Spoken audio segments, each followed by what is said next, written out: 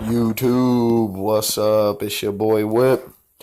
This podcast is brought to you by Kathy Dixon, KATHYDIXON, in parentheses, Match Pets in Facebook. Our goal is to change animal shelters across the United States to no kill. We don't want any more animals needlessly dying every day. One time, this woman found somebody's dog in a California shelter 30 miles from their home. It was a kill shelter, and she did all this from sitting in her home in New Jersey. So check her out on Facebook. It's Kathy Dixon, KATHYDIXON, in parentheses, Match Pets. That's her Facebook. It's not her only save. The save that I mentioned isn't the only one that she's ever accomplished. But it was a damn good one. So shout out to Bailey, that dog out there somewhere in Cali. He or she is happily home, and that story really moves me. So like I said, check her out. Kathy, KATHY Dixon, DIXON. Parentheses is Match, MATCH Pets in parentheses. Now, let's get down to the meat and potatoes. Last night we had Cowboy, or not Cowboy, excuse me. That was a couple weeks ago. Last night we had Holly versus Jermaine Durandamy, and good old Anderson Silva gets back in the W column against Derek Brunson. We're going to dive right into that co-main first. Of course, co-main comes first. Everybody knows that. So, Silva comes out. He's 41, 42. He's about 6'2". He's got a 77-inch reach. I don't really remember that. I wouldn't go in and Google that. Screw it. Anyways, we got Brunson. He is 33 years old. He's 6'1", so he's an inch shorter. I actually think he has reach on Anderson though. If I wish I actually would have Googled that. Anyway, so they come out and pre-fight. Andy's in the corner. He's shaking loose, and he gets down in his crouch position. We all know what this looks like. He comes out, he loosens up, he crouches down, he does his little bounce in his crouch, and he's eyeing you up. He's ready to go. He's the spider, and he's he's about to weave that web, and you're just in there for the ride at that point. He seems somewhat anxious though. I do remember that. He looked a little anxious. But I'm sure with his last 4 years, he's like, oh fuck, man, here we go again, But anyway, the crowd was cheering Anderson. Obviously, even throughout the fight, every fucking move he made, people were roaring. The crowd was extremely excited to see Anderson, which was awesome. So round one begins. Southpaw versus Southpaw. Andy had some tape on his ankles. I feel like, I don't think there was anything wrong with his ankles. I feel like he did that to remind him of his Muay Thai and to be, calm and counter and all that kind of thing. I feel like it was probably symbolic, and he's like, oh shit, Muay Thai, you know what I mean? Because you can feel the tape on his ankles. You can feel that shit. Whether you're a fighter or not, whether you fight or not, and if you ever tape your hands up, even if you play football, you can feel the tape on your hands, and it definitely is always, not that it's on your mind, but it's there, so it's kind of in the back of your mind, or subconscious kind of deal. So anyway, it's a very slow start. Andy Stoney's left leg kicks, and they're no, I'm sorry. They're landing. And then Brunson throws actually the first leg kick, which grazed him. But Andy was kind of landing him, and the first good hit was a right hook from Derek Brunson. Andy patiently countered with a hard leg kick. and then Brunson he clinches off of a single leg attempt. He goes to take him down. You know what I mean? He fails to do so. Gets Andy backed up against the cage. Andy's he's seeming kind of apprehensive. I want to say. They were trading, then they started trading hard shots where Andy got the better of it. And then Andy goes back to the clinch, and he ended up taking two good shots. Brunson landed two good shots from the clinch that I believe Andy had initiated that clinch if I remember correctly. But Brunson he throws a high kick and he missed, and he lands a good leg kick to Anderson's injured leg, which was definitely, that was a noticeable kick. Like, you could tell that kick had Andy like, I don't want to fucking get kicked again. I remember that because it was the first good one that landed on his leg, and he was like, oh, and that's the leg. Like I said, he has that intimidatory rod, or however you say that, the metal rod in his leg that he has that holds his shin together. That's kind of, he got kicked right above there, and it looked like it fucking hurt. And you could tell that, obviously he's a great fighter, and he knows how to mask his pain, but that fucking thing hurt, you could tell.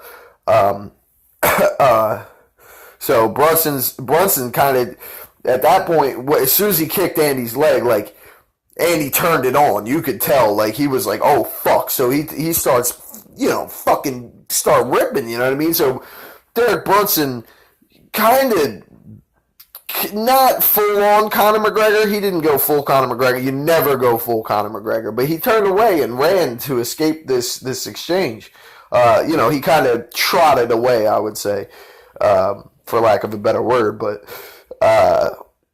he's escaping this barrage, and Andy starts chasing him, landing knees, and he also landed a wheel kick, which was very, like, it wasn't a great wheel kick, like, it wasn't a perfectly executed one, but for a 42-year-old with a fucking snap leg like that, throw a wheel kick, it was impressive, and that started getting me hyped, and end of the round, Andy stands in his corner, the corner wants him to kick with the opposite leg from the direction of which he is moving. I will say that again. Andy stands in his corner. He's hyped. He's not sitting down. He's in the corner. His corner wants him, if he's moving left, they want him to throw a right kick. If he's moving right, they want him to throw a left kick. So they're trying to tell him that whichever direction you are moving, I want you to throw a kick with the opposite leg. If you're moving right, you throw the left kick. You're moving left, you throw the right kick. That eliminates him having to find an angle because he creates it already by already moving that way. Now that's good corner work. That's very good corner work. So round two starts. Andy's stalking him out. Brunson goes for a takedown. Andy sprawls it, and I almost died. Andy sprawled this fucking takedown so perfectly. And usually you don't see that from Anderson. You get a good wrestler up against Anderson, usually you're going to put him on the ground. Ask Chael about that. Man, it was lovely. And there was I noticed. I didn't see any shorts grabbing, anything like that. It was beautiful. So Brunson finally gets Silva down, but Andy fucking wall walked back to his feet. It was beautiful. It was lovely. Everything about this exchange was beautiful. Like I said, Andy, he's sprawled his takedown. But Brunson seemed gun shy at that point once Andy sprawled the takedown, but Andy started, landing another, he lands another hard counter, and he's landing, but he just seems off a step. Brunson's gun shy, Andy's a little, Andy's kind of off a step, I think that this father time thing we talked about during the prediction, I think that is definitely a factor, with Anderson Silva, being off a step. He seems like he's a half a second off, and it's not that he's a half a second too fast, because that happens too. That happened to Brunson in his last fight. He was a little bit too fast. His fight before this one. But Andy seems a step, just like a quarter of a step too slow, and but he's still getting the better of the exchanges. So anyway, Brunson gets Silva down. Silva wall walks back to his feet. It was lovely. It was a beautiful exchange. There was a lazy clinch towards the end. There's 2 minutes to go here. They're just kind of breathing on each other now. They had a couple of really nice exchanges at the beginning of the round. Andy getting old, starts to get tired. Derek Brunson being a big ass fucking animal. He's starting to breathe heavy. Andy starts, wrist fighting, hand fighting, with his back to the cage, and Brunson, he feels the wrist fighting starting. Now Andy's got some good wrist fighting from all that clinch work he does, sitting there wrist fighting, hand fighting, all that. That's some of Andy's bread and butter. Besides, obviously completely dismantling people and not letting them hit him. Anyway, this wrist fighting was real good. So Brunson immediately recognizes it, snaps his hands out, slips out and goes to throw an uppercut, but he misses. Man, that was a fucking uppercut from hell too. He misses a takedown again, and they go back into the clinch. Brunson's asking for the time on the clock at this point. He's asking his corner, how much time? You know what I mean? Like, this is an intense round. Silva jabs, he's chasing Brunson, and then all of a sudden he throws some crazy kicks. He's bobbing, jabbing. He looked almost like the original Anderson Silva in glimpses and flashes. So horn sounds anyway. Goes to the corner. Andy's standing again. He's still hyped. Brunson's coaches are like, sit down, calm down, breathe. You know what I mean? He's a big guy. You go in there with all that mass, and you're gonna start to get winded. You're gonna get tired. It's just how it's gonna go. And you gotta, they gotta feed oxygen to these big fucking muscles. These are big guys, man. These are, well, Andy's not so big, but Brunson's, that's a big fucking dude. So anyway, Brunson's coaches sit him down, tell him calm down. They tell him he's too powerful to respect Anderson as much as he is. Anderson's good, but dude, you're still a huge wrestler. You should not be respecting him this much, And Brunson, to this point, and even further, I feel, was very tentative, very calm and relaxed, but too relaxed. And it's almost as if he created that at the beginning of the fight. He was before the fight even started. Brunson was stiff. He's rolling his hands, trying to act like he's calm, and he took that into the fight. I feel like it was more mental, I am calm, I'm relaxed. It was more so that than actually being fucking relaxed and not even, you shouldn't even be cognitive to the fact that you're relaxed. You just have to be relaxed.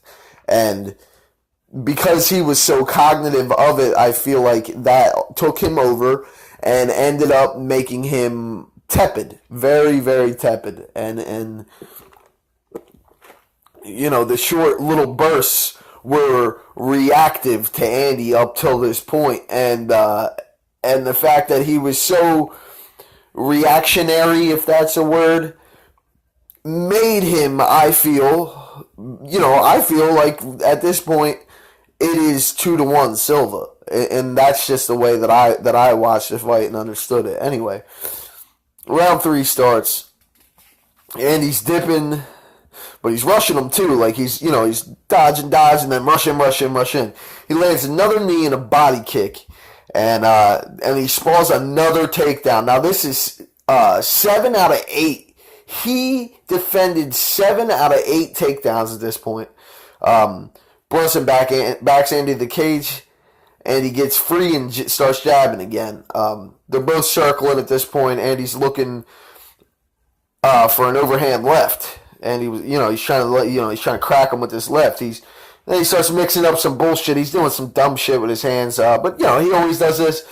Not that I mind that. I kind of like when he does it sometimes, but if you're in there and you're actually in the pocket and look like you're gonna sling leather with somebody. Don't do some silly hand shit. I mean, if you're dipping on them and dancing on them, that's fine. Cody Garbrandt's performance a couple weeks ago was beautiful. Shout out to Cody Garbrandt. Speaking of that b-boy dance move he did after he, was jiving on fucking Dominic Cruz, that was amazing. Nobody makes Cruz look like that. Anyway, that's not the point. Andy, what Andy did was look silly. He's just getting too old to be able to jive on people like he used to and do this, do his, little dances and moves that he used to do. And anyway. Oh, I missed the guitar, by the way, when he used to beat people up and then he'd play the guitar and do his little hip move. Anyway, finally, Andy catches the tie clinch, but he's letting Brunson hit him. Now, I found this interesting. Andy catches this tie clinch and all of a sudden starts getting blasted in the face. And I mean, he's, of course he turns his head very well. Silva you can hit him, but you're not going to hurt him because of how well he knows that you're going to throw the punch. But the way that he was getting hit there, I didn't like. You saw a similar thing against Weidman, which goes to show great coaching, great film work done by Derek Brunson in this fight to recognize that and start firing off on him once Silva got the tie clinch, and it worked just like it did for Chris Weidman. So Silva fires back. I'm sorry. Silva's he was at that point. That's right. He was tired. He had a low left kick and excuse me. At that point, Silva got tired. Brunson eats a low left kick. It looked like it kicked him right in the ball. Silva's starting to get tired. His kicks got low, and he ended up catching Brunson right in his cup, and that was fucked up. But Andy shook his hand and apologized. I found that of course, Anderson, of course, is very, very respectful guy. He bows to each of his opponents, and that's one of my favorite things about him. It was a very nice thing to see how respectful he was after that. So Brunson finally takes him down. At this point, it's 2 out of 11, I believe. He just kept trying takedowns, and Andy was not having it. But at this point, Andy holds a secure guard. Very tricky. Anderson has a very tricky guard. He's switching switching from butterfly guard to full guard and sweeping his legs out from under him. But only if Brunson wasn't trying to advance, Andy would close his full guard. Brunson tries to advance, Andy slips in butterfly guard and starts sliding Brunson's legs out from under him, which was very impressive. I mean, he's obviously he's in a more debilitated position, maybe not debilitated. I don't know what the word I'm looking for is, but Andy was more threatened, but the way that he was sweeping Brunson every time Brunson tried to advance in his guard, it was a sight to be seen. It was very nice. Anyway, at this point, they're both seeming content to go to the judges. Brunson landed only one meaningful strike in Andy's guard, and he made no real attempts to pass guard. Even when he did, the butterfly guard shut him down. And then it's like, well, if the butterfly guard shuts you down, you're supposed to prop your hips up. Now, I don't know too much about ground fighting, but I know that if somebody's got their butterfly guard in, and they slip your legs out, so now, basically you're laying and they slipped your feet out, so your chest is kind of in their crotch area, they're laying on their back, you understand? It's kind of like, missionary position, not to be homosexual about it. But, so they slide your legs out. Now what you do is, you stand up and you put your butt up in the air with your feet on the ground. Now you posture up, you can come over the top and punch the shit out of them. He kind of landed that only once in that entire exchange, which wasn't a long exchange, but you should have landed 3 of them, 4 of them, you know what I mean? He landed 1. finally the fight's over. Both fighters awkwardly sit in the cage before the final decision. Now this was funny. The way that they were like hugging, then they kind of sit down together. They're all, oh yes, yes. Anderson's always very loving. Obviously, he's a fighter, and he cherishes other fighters, and it's truly a sight to see. It's incredible the respect and the admiration that some fighters hold for one another, and at the same time, it's awesome to see them say "fuck you" and "I hate each other." But Andy's a different, he's a special kind of guy, and it was good to see. But it was very awkward. It was funny. Anderson won. It wasn't such an exciting fight, but it was a great performance. Joe Rogan comes in, wow, you won, and this is it. You're back in the win column. Anderson started crying, and he thanked us, and thanked everybody and his coaches, and that's fine. Thank your coaches and everybody. Don't thank the fans, man. We owe it to you, Andy. We thank you for what you did. It was beautiful. It was his first win since 2012, and it was incredible, and I was very happy to see it. Thank you, Anderson Silva. Again, you don't have to thank me. I don't know if anybody else wants thanks, but I sure don't. I thank you, sir. It was incredible. And Brunson thought that he was robbed. I did not think so. He may have landed more strikes. Anderson controlled the fight. You could sit there and punch me all you want, but if you're getting tired punching me, and you start getting tired out punching me, I'm not fucking, and you're not even hurting me. So, okay, you landed, but I'm still beating you up though, and you didn't hurt me. You know what I mean? Even though Brunson did land some significant strikes, but they didn't phase Andy, man. They didn't phase him. He's a fucking thoroughbred, and he's been around a long time. Brunson. Now the funny part about this fight is Brunson did almost exactly opposite of what I predicted. He didn't rush in at all, and that's what lost him the fight against Whitaker, rushing in, you know what I mean? He rushed in, get sloppy, get tagged, and lose. Knowing that he did that last time, Derek Brunson himself, knowing that he rushed in last time, and that's why he lost the fight against Whitaker, this time he comes out and he's afraid to get caught, especially by Anderson Silva, the spider, dude. He's afraid, you know what I mean? He can't tangle in that fucking web. So his solution for getting sloppy, getting caught, it was to not push in at all. He didn't want to come in. He didn't want to rush. That's what ultimately cost him the fight. Instead of pressuring Andy, rushing in for it, you know what I mean, risking it for the biscuit, he picked his shots, and it allowed Andy to easily counter him. It wasn't pretty, but it was most certainly a win in my opinion. Again, Anderson dominated the fight. Even though he's taking punches, he took them. You know what I mean? But he kind of was. He was dictating the fight the whole entire time. Anderson won that fight. It was a great fight. So that prediction, in my opinion, was successful. Anybody who feels like Derek Brunson won that fight, definitely shoot me a comment. Everybody, don't forget to smash the like, smash the subscribes. I got 66 views last night. New goal for this channel, I want to get 100 views.